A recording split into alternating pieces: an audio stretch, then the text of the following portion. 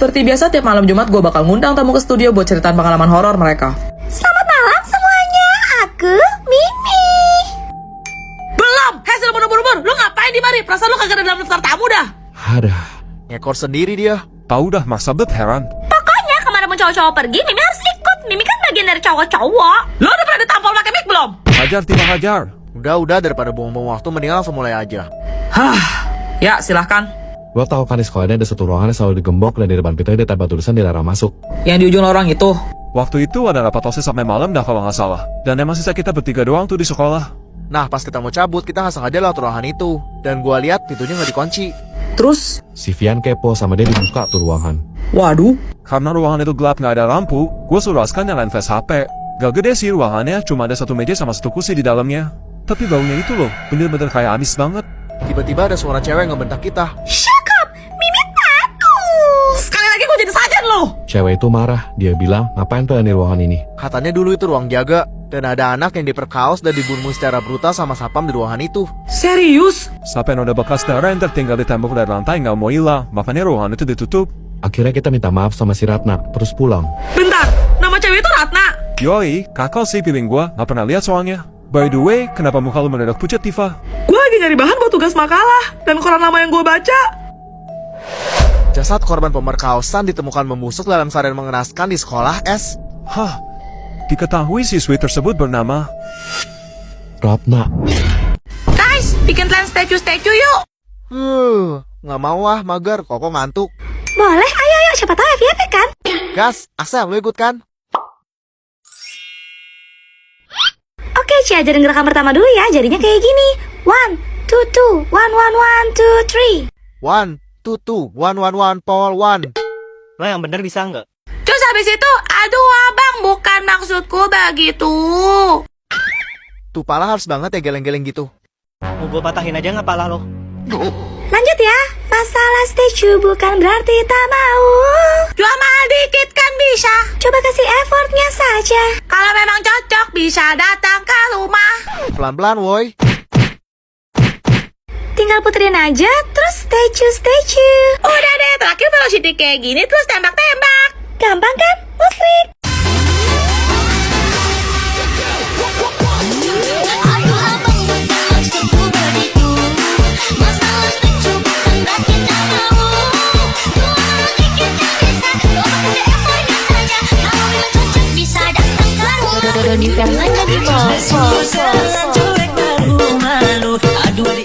Guys, Jala bisa sulap loh.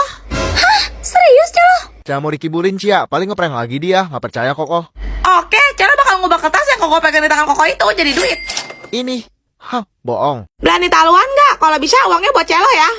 Masa? Nih coba koko gunting. Nah, Nih lihat ya, tuh. Jala masukin.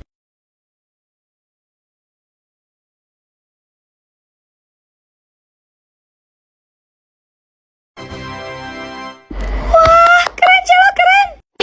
itu beneran. Dari kertas kayak gini, bisa jadi uang 20 ribuan. Sini, jangan ada mau mainan lagi. Asli dong. Udah buktiin kan? Balikin sini. Iya. Kalau lo punya 20 ribu, gue bisa gandain jadi 50 ribu. Nah, 20 ribu ya.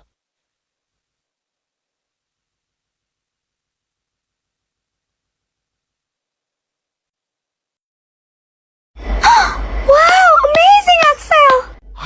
dari 20 jadi 50. Terus kalau gue kasih dari 50, Yap, betul bisa jadi 100 ribu. awas tuh ya kalau enggak. 50 ribu ya.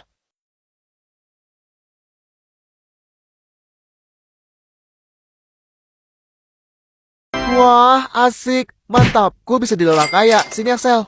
Apanya? Ya duit gue lah. Emangnya ini duit lo? Iya dong, lo mau nipu gue. Tadi lo kasih gue berapa? Kalau nggak salah pecahan 20.000 sama 50.000 kan? Terus ini lembaran berapa? 100 ribu. Itu bukan uang kamu, Elliot. Tunggu. Ini gue yang dibego-begoin apa bego beneran ya? Shish.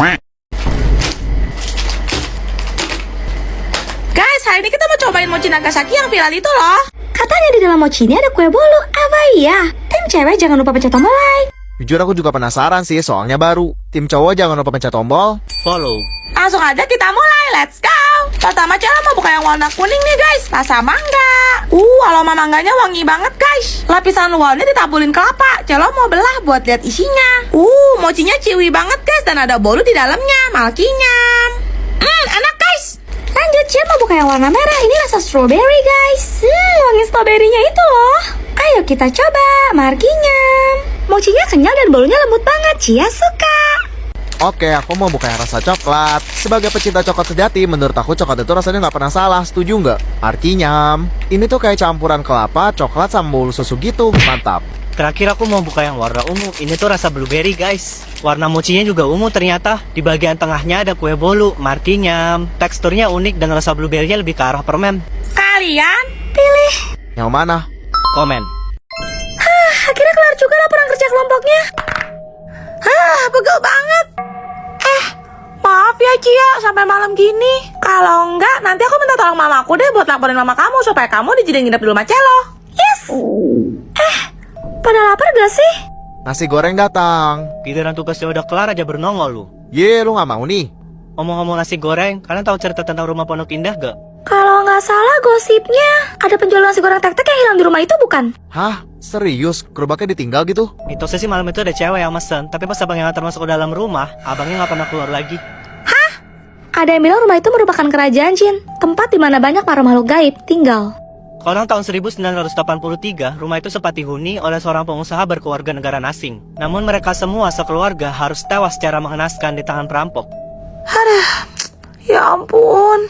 Menurut desas-desus yang beredar, motifnya adalah persaingan bisnis. Perampokan itu hanyalah kedok untuk menutupi pelaku pembunuh yang sebenarnya. Waduh, Total korbannya mencapai 7 orang, termasuk pembantu dan anak-anak. 7. Banyak juga. Pemilik seterusnya sampai pemilik keempat juga dikabarkan meninggal di rumah itu. Dan salah satunya ada yang tenggelam di kolam renang rumah tersebut. Udah Axel merinding Cia. Guys, kalian denger gak?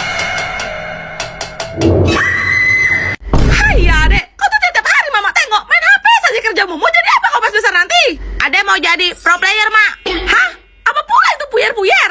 Pro player, Mak, bukan puyer dikata mau minum obat kali ya. Memang kau tak nampak kah? Itu tetangga kita si Pota. Paten kali, hebat kali dia. Walaupun dia lebih kecil daripada kau, tapi sudah bisa cari duit sendiri. Kok kau nggak bisa?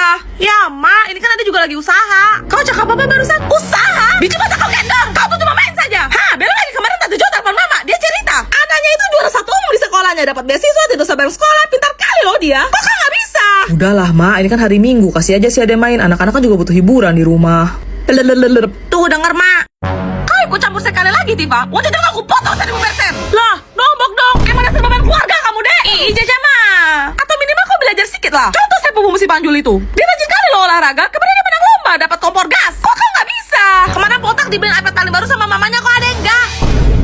Anaknya Tante Jo dibeliin sepeda canggih. Saking canggihnya kagak usah digoes. Kok ada enggak? Mamanya si Panju baik hati, sabar, lemah lembut, soft spoken, gak galak. Kok emang enggak? Tifa, siap Mak.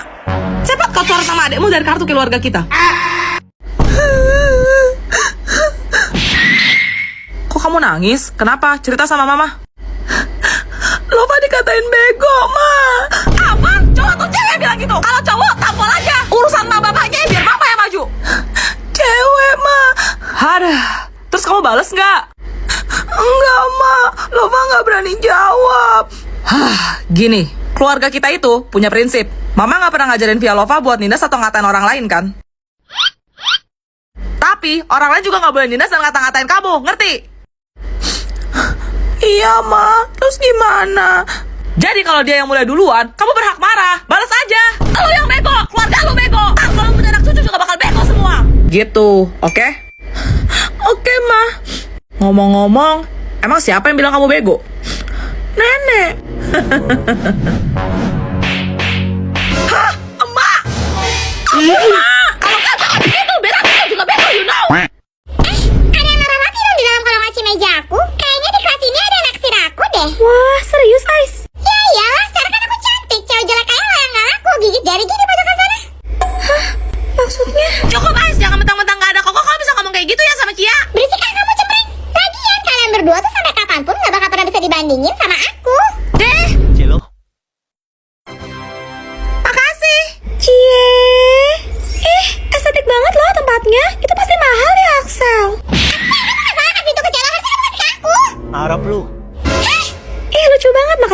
warna-warni gitu. Nih, kamu ambil aja yang kamu suka, Cia. Hah, beneran boleh? Cia pilih warna pink, ada sprinkle-nya. Makasih ya, Celo. Emangnya yang sultan beneran itu biasanya baik hati dan gak pelit, gak kayak orang yang cuma pura-pura kaya. Ayang Beb, gimana roti dari aku? Enak nggak? Oh, ternyata Pak Ijo pemuja rahasia kamu. Si. Eits, aku bukan Pak Ijo, aku Salvatore Oregano. Si Koko main mulu dah, bukan istirahat. Tadi pagi aja katanya sakit, nggak bisa sekolah. Hah, iya, Koko sakit, Koko demam, Celo bukan lumpuh. Elliot, kamu gak apa-apa? Gimana keadaan kamu? Cia, tiba-tiba rasanya aku langsung sembuh. Dasar bucin. Yo, Ah, helah, lu ngapain di mari? Ngecat piramid kok. Ini Coca-Cola. main apa lu? Strangki. Ih, Cia suka pinky. Kalian pada tahu suruhnya Sprangki gak? Oh enggak, Cela cuma tahu Splunky itu warna-warni dan masing-masing dari mereka punya instrumen musik yang berbeda kayak beatbox gitu. Betul. Emang gimana ceritanya, Axel? Jadi awalnya ada sebuah bumi berbentuk kotak, tempat di mana Mr. Pan Komputer tinggal. Hah? Karena Mr. Pan Komputer hanya sendiri, dia merasa kesepian, dan dia mulai menciptakan berbagai macam karakter Sprangki menggunakan sistem komputer untuk menemaninya. Oh alah. Sprangki berwarna putih bernama Wenda adalah penyeimbang kebahagiaan. Sebaliknya, Sprangki berwarna abu-abu bernama Grey adalah penyeimbang ketidakbahagiaan. Terus, Tapi ada Sprangki jahat berwarna hitam bernama Black. Dia menyelinap masuk seperti bayangan dan memiliki kekuatan untuk menginfeksi para Sprangki, yang menyebabkan mereka berubah secara perlahan menjadi monster dengan bentuk yang mengerikan dan suara yang menyeramkan. Kamu kenapa, Cia? Cia kesel banget pokoknya Cia gak mau maafin sama pedagang obat kemarin. Hah? Kok bisa?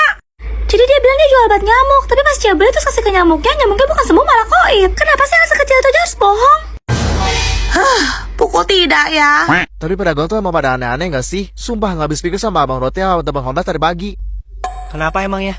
Orang namanya roti tawar pun gak bisa ditawar, emang agak lain abangnya. Hah, ada juga pedagang yang kurang kerjaan loh. Hah? Jualan apaan emangnya dia? Nasi goreng, nasi udah matang masih digoreng lagi. Ngapain? Buang-buang waktu sama tenaga doang kan? Capek, Celo capek. Eits, jangan gampang nyerah gitu dulu dong. Kita harus belajar dari abang tukang bubur. Lo mau naik haji? Walaupun nasi udah jadi bubur, tetap aja dijual di acuan. Tapi kalian ngerasa gak sih pedagang ikan tuh suka nipu? Hah? Nipu gimana? Ikannya kan jelas-jelas udah pada mati, tapi dibilangnya masih seger-seger. Gimana sih? Pedagang sayur juga pelupa parah deh, heran. Hah, iya gitu? Tiap hari dia keliling cuma teriak sayur, sayur. Padahal mah di gerobaknya dia bawa tahu, tempe, cabe. Dia nggak inget apa ya? Tunggu. Kok makin kesini makin kesana? Tapi nggak ada yang ngalahin abang tukang cetak foto sih. Maksud lo? Masa gue tadi tinggal kalimat berapa dia jawab 5.000. Hah, lo tahu pedagang jajanan di depan sekolah? Kenal semua gue. Mau beli apa lu? Kotak-kotak buat isi kepala lo yang kosong. Ampun, Axel, ampun.